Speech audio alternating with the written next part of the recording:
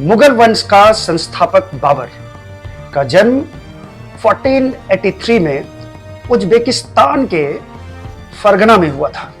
बाबर ने अपनी आत्मकथा बाबरनामा में लिखा है कि उसे भारत आने का निमंत्रण दौलत खां लोधी, आलम खां और राणा सांगा के द्वारा दिया गया था।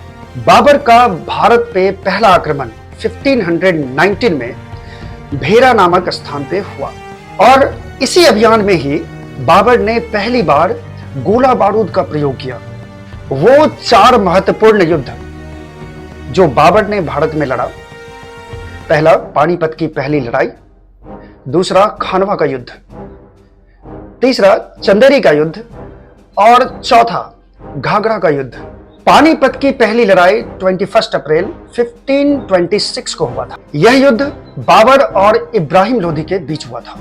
बाबर द्वारा इस युद्ध में तोपों का प्रयोग कर, या यूं कह सकते हैं कि कुशल नेतृत्व में, तुलगमा और उस्मानी पद्धति का प्रयोग कर विजय प्राप्त किया। खानवा का युद्ध 1527 में बाबर और राणा सांगा के बीच हुआ। राणा सांगा के साथ चंदेरी के शासक मेदिनी राय के साथ साथ इब्राहिम लोदी का भाई महमूद लोदी भी लड़ा था। इस युद्ध में बाबर ने जिहाद का नारा देते हुए राणा सांगा और उसके साथी को हराया।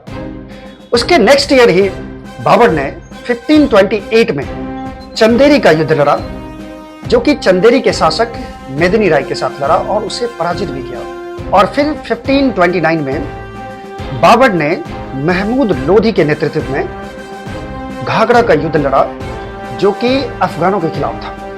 अफगानों की ओर से शेरशाह सूरी लड़ रहे थे और शेरशाह सूरी ने कहा था कि अगर भाग्य ने साथ दिया तो भारत से मुगलों को भगा दिया जाएगा। और इसी युद्ध के बाद भारत पर मुगलों का शासन शुरू हुआ और यह शासन 300 वर्षों तक चला।